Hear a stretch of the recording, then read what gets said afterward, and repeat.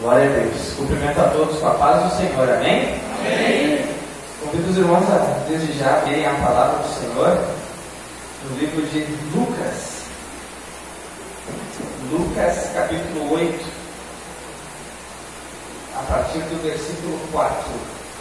Diz assim a palavra do Senhor: Afluindo uma grande multidão e vindo ter com ele gente de todas as cidades, disse Jesus por parábola: Eis que o semeador saiu a semear, e ao semear, uma parte caiu à beira do caminho, foi pisada, e as aves do céu a comeram. Outra caiu sobre a pedra, e tendo crescido, secou por falta de umidade. Outra caiu no meio dos espinhos, e estes, ao crescerem com ela, a sufocaram. Outra, afinal, caiu em boa terra, cresceu e produziu a 100 por 1. Dizendo isto, clamou: Quem tem ouvidos para ouvir, ouça. Agora nós vamos ler o versículo 18 desse mesmo capítulo, o versículo 18. O versículo 18 do capítulo 8 diz assim: Vede, pois, como ouvis, porque ao que tiver se lhe dará, e ao que não tiver, até aquilo que julga ter lhe será tirado. Amém? Amém. Glória a Deus. Creio que essa parábola, muitos irmãos já têm um livro. Quem aqui já leu essa parábola? Levanta a mão. Está escrito em Mateus também, em Marcos. Então é uma passagem bem conhecida de muitos, mas ninguém nasce sabendo, né? Eu lembro que quando eu comecei a frequentar a igreja, eu tinha meus 20 anos de idade, hoje estou com 31. Eu lembro que muitas vezes o pregador falava: mas os irmãos já conhecem isso.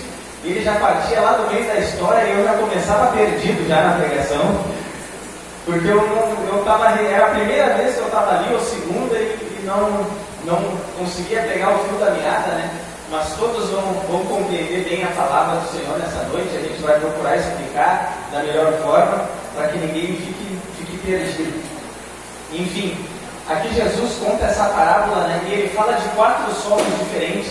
Ele fala da semente que caiu à beira do caminho, ele fala da semente que caiu sobre as pedras, ele fala de uma semente que caiu entre espinhos, e fala de uma semente que caiu em uma boa terra.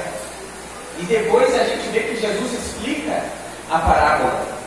E aí a gente vê que no versículo 12, ele diz assim, a que caiu à beira do caminho são os que ouviram. Aí agora no versículo 13 ele diz: A que caiu sobre a pedra são os que ouvindo. Aí no versículo 14 ele diz: A que caiu entre espinhos são os que ouviram. E aí no versículo 15 ele diz: A que caiu na boa terra são os que tendo ouvido. E aí lá no versículo 18 ele diz, no versículo 18 ele diz: Vede, pois, como ouvis. Ou seja, a parábola, ela se trata de 4 maneiras, de 4 formas que uma pessoa ouve a palavra de Deus. Então esse é o tema da mensagem, 4 formas de ouvir. Pode repetir comigo? 4 formas de ouvir. Só mais uma vez, 4 formas de ouvir. Então essa parábola mostra 4 formas, 4 maneiras que uma pessoa ouve a palavra de Deus. E sabe que toda a humanidade, ela está dentro dessa parábola. Ou seja, ninguém está de fora. Todas as pessoas da face da terra fazem parte dessa parábola. Se encaixa em uma das 4 formas de ouvir a palavra de Deus. Mas quem sabe tu pode pensar: mas pastor Lucas, tem aqueles que infelizmente nunca ouviram a palavra. Tem aqueles que provavelmente eles vão morrer e não vão ouvir a palavra de Deus. Mas ainda assim ele está dentro dessa parábola. Por quê? Porque não tem ninguém na face da terra que, por mais que não ouça a palavra de Deus com seus ouvidos, não tem ninguém que não seja alcançado pela palavra. E eu vou te mostrar isso pela palavra de Deus. O Salmo de número 19, ou o Salmo de número 90 diz que a própria criação, ela é como se fosse uma pregação de Deus para a humanidade. E diz diz que é uma mensagem que mesmo que não se ouça a voz, mesmo que não tenha as palavras claras, ainda assim a própria criação, o mundo, o firmamento, o sol, tudo isso é uma mensagem de Deus para toda a humanidade dizendo: ei, eu existo. Se há uma criação, há um Criador. Se há uma criação grandiosa, há um Criador altíssimo, todo-poderoso, santo e soberano. E a gente vê que o primeiro capítulo de Romanos está alinhado com essa mensagem, porque o primeiro capítulo de Romanos diz que ninguém na terra será tido por inocente. A Bíblia diz que todos são indesculpáveis diante de Deus, por mais que não ouça a mensagem assim como nós estamos tendo a oportunidade de ouvir. A Bíblia diz que para Deus ninguém será tido por inocente, mas no dia do juízo todos serão julgados e Deus dirá: por mais que tu não ouviu uma pregação de um pastor, por mais que tu não teve a Bíblia aberta diante dos teus olhos, por mais que tu fosse de um povo não alcançado pelo Evangelho, ainda assim a minha criação era uma mensagem suficiente para tu acreditar em mim. Quem entendeu isso, levanta a mão. Quem entendeu isso, levanta a mão. Então, todas as pessoas da face da terra, elas estão dentro dessa parábola. 4 formas de ouvir. E a gente vê que a primeira semente, ela caiu à beira do caminho. E a Bíblia diz que essa semente, ela foi pisada. E depois veio a ave do céu e levou aquela semente. O que significa a semente ser pisada? Isso significa, exemplificada por aquela pessoa que ouve a palavra de Deus. Ela ouve o Evangelho, mas ela acaba rejeitando. Ela não se interessa. Ela, quem sabe, acha engraçado. Ela não dá muita bola. E de cara ela acaba rejeitando. Ou quem sabe, muitas vezes ela ouve a mensagem e a mensagem é muito reta e direta. Mais ou menos como João Batista pregava, né, dizendo: arrependei-vos e convertei-vos. E ainda às vezes é uma mensagem mais completa, dizendo: raça de víboras. Quem sabe a mensagem vem muito direta, vem muito forte, e a pessoa de cara ela não aceita muito bem, e ela não recebe a palavra no seu coração, então ela rejeita. A gente vê exemplos disso na palavra de Deus, quando Jesus pregava e os fariseus, eles não aceitavam a palavra de Deus, ou seja, eles pisavam nas parábolas que Jesus contava, eles pisavam em cada ensinamento que Jesus trazia para eles, eles não aceitavam, eles não acolhiam, eles não recebiam. Então, a semente que é pisada são aquelas pessoas que infelizmente acabam rejeitando a palavra de Deus. E a gente vê que não fica por aí. Essa semente que caiu à beira do caminho, ela é pisada, ou seja, a pessoa rejeita, o ouvinte rejeita. Mas também a Bíblia diz que ela é levada por um pássaro. E aí depois, na explicação, Jesus diz que aquela ave que leva a semente é o maligno que rouba a palavra de Deus do coração da pessoa. Ou seja, a gente vê que tem 2 bloqueios para a palavra de Deus. Primeiro, é a própria pessoa que rejeita, ou seja, a carne. A pessoa rejeita a palavra por si só. E há um outro bloqueio que é o maligno que procura roubar a palavra de Deus. Paulo escreve uma da carta aos Coríntios, dizendo que o Deus desse século está com D minúsculo, ou seja, não é o nosso Deus, mas está falando do diabo. A Bíblia diz que ele cegou o entendimento de algumas pessoas para que não resplandeça a luz do Evangelho para elas. Ou seja, é uma batalha, é uma guerra. Parece muito simples uma pessoa ouvir a palavra de Deus, parece que é só ela sentar no banco e prestar atenção, mas não, espiritualmente é uma guerra, porque ela por si só, ela não quer mudança, ela por si só, ela rejeita, e ao mesmo tempo o maligno milita com todas as forças para que ela não acolha a palavra de Deus. No Salmo de número 119, o homem que escreveu esse salmo, ele faz uma oração, ele diz assim: ó Deus, ilumina os meus olhos, e uma outra tradução diz: tira a venda dos meus olhos para que eu possa contemplar as maravilhas da tua lei. Por que ele faz esse tipo de oração? Porque ele sabe que naturalmente, para o homem natural, sem o auxílio do Espírito Santo, ele não consegue compreender a palavra de Deus, nem ela escrita e nem ela ouvida.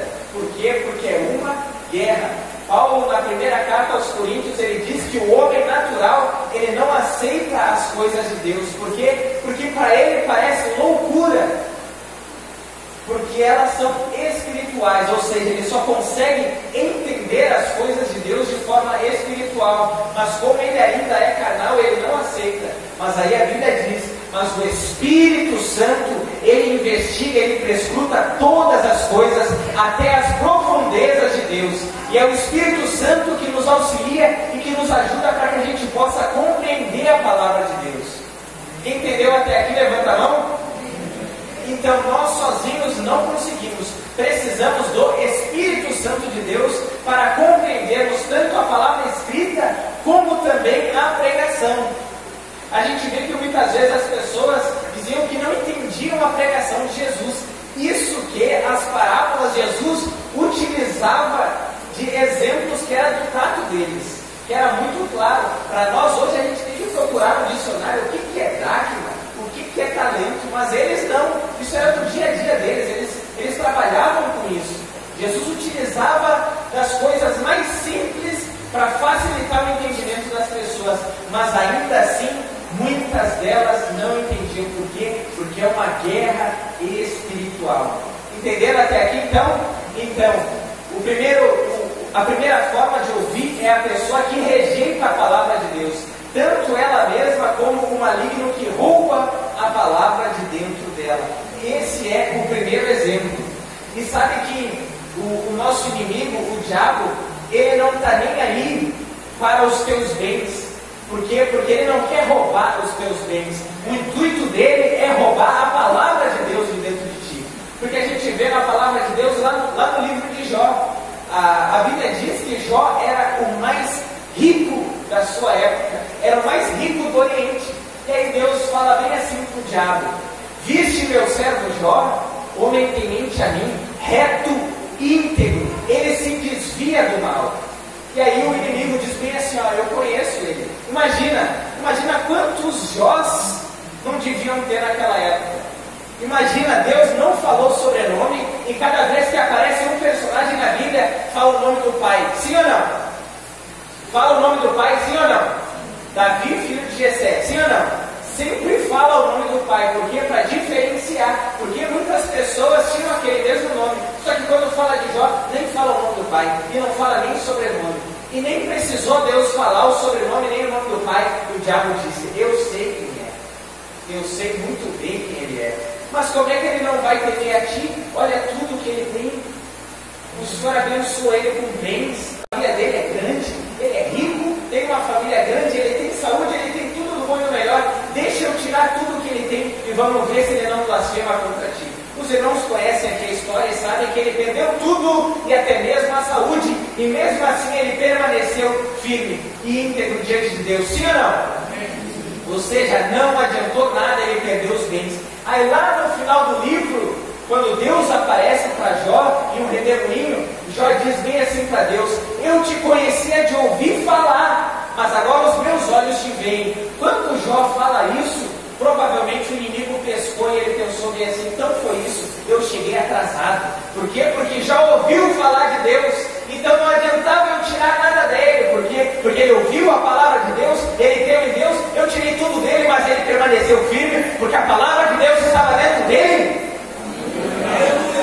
Então não adiantou nada, eu cheguei atrasado. Então no próximo eu não vou errar, eu vou procurar roubar a palavra, porque se eu roubar a palavra, eu consigo impedir a pessoa de ter fé. Quem entendeu isso, levanta a mão. Levanta a mão quem entendeu até aqui.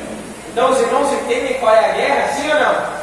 Entenderam qual é a guerra? Então é uma batalha para que a palavra de Deus não desça até o nosso coração, não atinja o nosso íntimo. É uma guerra. Então essa é a primeira forma de ouvir. É aquela pessoa que resiste, rejeita a palavra, descarta ela, e o maligno rouba a palavra dessa pessoa. Agora vamos para a segunda forma de ouvir, que Jesus disse que a semente tinha caído sobre as pedras. Repete comigo: sobre as pedras. Mais uma vez: sobre as pedras. Sobre as pedras. Aí Jesus, quando vai explicar, ele diz bem assim: ó, a semente que caiu sobre as pedras são aquelas pessoas que ouvem e recebem com alegria. As pessoas recebem a palavra de Deus com alegria, ou seja, elas não rejeitaram, elas recebem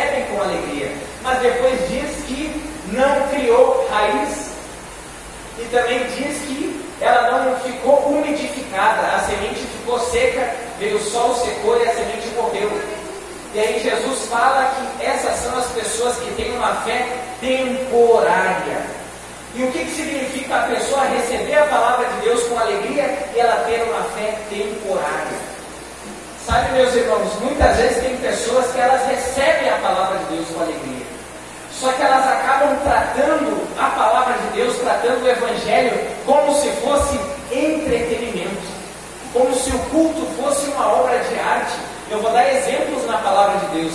Na época do profeta Ezequiel, ele estava pregando e pregando forte lá na Babilônia, porque o povo estava rebelde para com Deus. E aí chega uma hora que Deus fala para Ezequiel e diz a Ezequiel: esse povo te ouve como quem ouve canções de amor.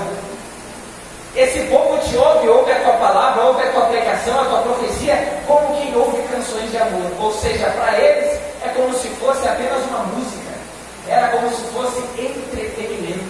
Aí mais tarde é Ezequiel que vai falar com Deus. Passou-se muitos anos, Ezequiel, quem sabe ele chora diante de Deus, ele diz: Deus, as pessoas me ouvem, mas elas dizem assim: olha lá vem o contador de parábolas, ou seja, lá vem aquele que conta histórias. Ou seja, as pessoas não levavam a sério, as pessoas não tratavam aquilo que estavam ouvindo como se a eternidade delas dependesse daquela palavra. Não, elas tratavam como se fosse uma obra de arte. Não gostei. Hoje o pregador não estava inspirado. Hoje a pregação não foi muito boa. Não gostei muito de como foi. Ele gritou muito, ou ele não tinha um português muito bom, ou quem sabe ele gritou demais, ele pulou demais, ele chorou demais. Não gostei muito da palavra hoje. Sabe, a gente não pode tratar o Evangelho como se fosse entretenimento, porque não se trata de quem está pregando, não se trata da entonação da voz, como fala ou como deixa de falar. A questão é: o que está sendo pregado é verdade? Está escrito? Porque se está escrito é muito sério e é a palavra de Deus. Aleluia! A gente vê outro exemplo, eu vou dar outro exemplo. Outro exemplo que eu quero dar é Herodes. Herodes, por mais que João Batista olhasse nos olhos dele, apontasse o dedo no nariz dele e dissesse: não te é lícito tomar a esposa do teu irmão, isso é adultério. Por mais que a pregação de João repreendesse Herodes e Herodes se tremesse, ainda assim a Bíblia diz que quando Herodes mandou matar João, aquilo pesou no coração dele. Herodes amava João.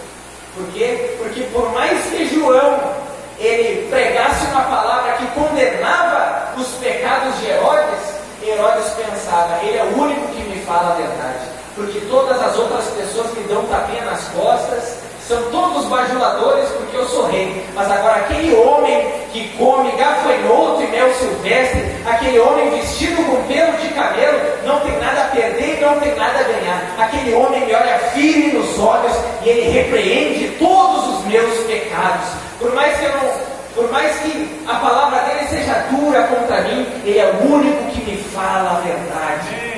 Herodes amava o discurso de João, Herodes amava a pregação de João, mas Herodes não se arrependia.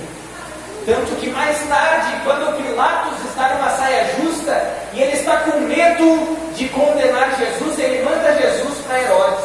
E quando Jesus chega lá, Herodes fica alegre. E a Bíblia diz que Herodes ele queria muito conhecer Jesus, porque ele já tinha muito ouvido falar de Jesus. E ele queria muito que Jesus fizesse um sinal. Faça um milagre, faz um milagre. E Jesus ficou olhando sério para ele. Não falou nada. E ele querendo: faz um milagre, faz um sinal, eu quero ver. Por quê? Porque para Herodes o Evangelho era como se fosse uma peça de teatro. Era entretenimento. Ele não levava a sério. Os irmãos estão entendendo, sim ou não? Isso é muito triste, meus irmãos. É muito triste quando a gente não acolhe a palavra de Deus com seriedade no nosso coração, com temor. A Bíblia diz em Eclesiastes que quando a gente entrar na casa de Deus, a gente tem que guardar o nosso pé. A Bíblia nos ensina a temer a Deus. A Bíblia diz que a gente precisa temer e tremer diante de Deus. Ter temor e tremor. Então a gente não pode nunca tratar a palavra de Deus, o culto, o Evangelho, como se fosse entretenimento, uma obra de arte. A gente sabe que os E muitas vezes a pregação, dependendo, parece uma obra de arte também. Como é que pode eu pregar dessa forma, colocar as palavras assim, no fim, tudo faz sentido, eu entendi, compreendi, fui abençoado, chorei. Até a pregação às vezes parece uma obra de arte. Mas por mais que seja lindo, maravilhoso, a gente não pode tratar o Evangelho como se fosse entretenimento. Isso é muito sério, é muito sério. Então a semente que caiu sobre as pedras são aquelas pessoas que tratam o Evangelho como se fosse entretenimento, uma obra de arte. Mas no fim das contas a pessoa não se deixa ser transformada. Ela gosta de chorar, ela se emociona, ela gosta, ora sim, ora não, mas ela não deixa a palavra atingir o íntimo dela a ponto de transformá-la. Todos entenderam até aqui? Levanta a mão, entendeu? Amém. Vamos para o próximo. A outra semente, ela caiu entre espinhos. E aí depois Jesus disse que os espinhos são os cuidados do mundo. Jesus diz isso. E muitas vezes a gente faz uma classificação. Essa música é do mundo, ou aquilo ali é do mundo. Não, aquilo lá não é do mundo, aquilo lá é de Deus. E sabe de uma coisa? Quem aqui já se perguntou, mas afinal de contas, o que é do mundo e o que não é do mundo? Porque a Bíblia ensina isso. Por mais que a gente não faça essa pergunta frequentemente, mas a gente precisa parar para pensar, afinal de contas, o que é do mundo e o que não é do mundo. A Bíblia responde o que é do mundo e o que não é do mundo. Lá em 1 João, a Bíblia diz assim, ó, eu já li esse versículo várias vezes, mas a vez que esse versículo fez mais sentido para mim e atingiu mais o meu íntimo, foi uma vez que eu ouvi esse versículo assistindo um filme de guerra. Os homens estavam dentro de um tanque de guerra e eles já estavam para morrer, porque vinha um exército fortemente armado e muito numeroso contra eles. Eles já iam morrer. E aí estava ali o capitão, estava ali com os seus soldados, e de repente ele começou a proferir essa palavra. Ele diz bem assim, ó, não ameis o mundo, e nem o que no mundo há. Porque a concupiscência da carne, a concupiscência dos olhos, a soberba da vida são do mundo, não são do Pai. O mundo passa com a sua concupiscência, mas aquele que faz a vontade de Deus permanece para sempre. Aleluia! E por que ele estava falando essa palavra justo naquela hora que eles já iam morrer? Ele estava querendo dizer, fica tranquilo, a gente já vai morrer, mas não se preocupem com o que vocês vão perder nessa terra. Vai valer a pena, fiquem firmes na missão. Eu imaginei, era como se fosse um pastor ensinando as suas ovelhas a serem mártires. Entenderam isso, sim ou não? Então vamos entender. O que é a concupiscência? Concupiscência é uma vontade muito ardente. É uma vontade que a pessoa não consegue controlar. Ou seja, é uma vontade por coisas ruins ou uma vontade por coisas boas, mas ela está além da medida. Vou dar um exemplo. Comer comida é bom, sim ou não? Mas quando passa do ponto se torna pecado, se torna gula, sim ou não? Então tem coisas que a concupiscência ela te dá uma vontade por uma coisa ruim, que é errado, ou então ela potencializa uma vontade por algo que é bom. Então, isso é que é do mundo, é uma vontade por coisas ruins, uma inclinação por coisas ruins, um desejo por coisas ruins, ou então um desejo além da medida por coisas que, por mais que sejam boas, quando está além da medida, se torna pecado. Quem entendeu, levanta a mão. Então, quando a gente olha para a Bíblia Sagrada, a gente vê que o dinheiro, ele não é mau. Mas a Bíblia diz que o amor ao dinheiro é a raiz de todos os males. Todos aqui trabalham. E trabalham por quê? Porque tem um salário no fim do mês. É a recompensa do seu trabalho, precisa sustentar sua família. Mas a gente vê que o mundo, ele nos faz desejar ardentemente o dinheiro. Quem aqui já esteve ali, quem sabe, na rede social, e de repente chega uma propaganda, tu nem segue aquela pessoa. De repente vem uma propaganda de alguém dizendo, eu tenho aqui um método de tu ganhar mais dinheiro, é assim, assim, assado. E parece que se tu não fizer aquilo, parece que tu está perdendo dinheiro, está perdendo a tua vida. Quem já viu um anúncio assim? Levanta a mão. Levanta a mão bem alto quem já assistiu algum anúncio assim que atravessou o teu celular ali. Pois bem, o mundo, ele quer nos fazer desejar cada vez mais ardentemente o dinheiro. E isso é muito ruim. soberba da vida. O que é a soberba da vida? É uma pessoa que ama ficar exibindo aquilo que ela tem. Ela ama ficar exibindo os seus bens. A gente vê isso muito claro, principalmente em músicas que são erradas, né? Artistas que gostam de esbanjar suas riquezas, né? E muitas vezes aqueles meninos que estão lá no bairro, que estão lá na favela, ao invés de terem o seu pai e a sua mãe como exemplo, que trabalham, que suam o dia inteiro, muitas vezes tem como exemplo aquele artista, mas como ele não tem aquele talento, o que ele vai fazer? Ele vai traficar, ele vai fazer aquilo que é errado. Por quê? Porque se ele não tiver aquele tênis, se ele não tiver aquela corrente de ouro, ele está por fora. Quem entendeu isso, levanta a mão. Então é isso que o mundo faz. Ele te dá um desejo errado, um desejo além da medida. E muitas vezes, uma coisa ruim é que as pessoas, em alguns lugares, acabam adorando Mamon na igreja de Cristo. Por incrível que pareça, porque a pessoa está buscando a Deus somente por fins financeiros, somente com esse desejo, somente por isso. E isso é errado, isso é muito ruim. Isso é a semente, isso é o espinho que não está deixando aquela semente germinar da maneira correta. E aí vem o último exemplo, que aqui a gente termina, que é a boa terra. A boa terra são aquelas pessoas que ouvem a palavra de Deus e elas compreendem. E sabe, a palavra conhecer, na palavra de Deus, ela tem dois sentidos. O primeiro sentido é o conhecer intelectual. Eu entendi, eu compreendi isso. Mas tem outro sentido que é muito profundo e é muito forte. Que chega um determinado momento que Jesus exemplifica o juízo e ele diz que muitos chamarão ele de Senhor, Senhor. Expulsamos em teu nome, pregamos em teu nome, fizemos milagres em teu nome, e ele vai dizer assim, ó: eu não vos conheço. Apartai-vos de mim, vós que praticais a iniquidade. Mas olha só, preste atenção. Como pode Deus não conhecer alguém? Se Deus sabe o nome de todas as estrelas do céu, se Deus sabe o número de fios de cabelo que está na tua cabeça, como é que pode Deus dizer que não conhece alguém?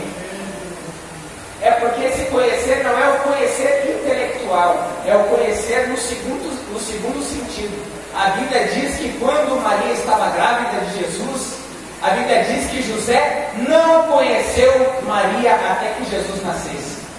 E que sentido é dessa palavra conhecer? É o sentido da intimidade do casal. Ou seja, José sabia quem era Maria, sempre soube.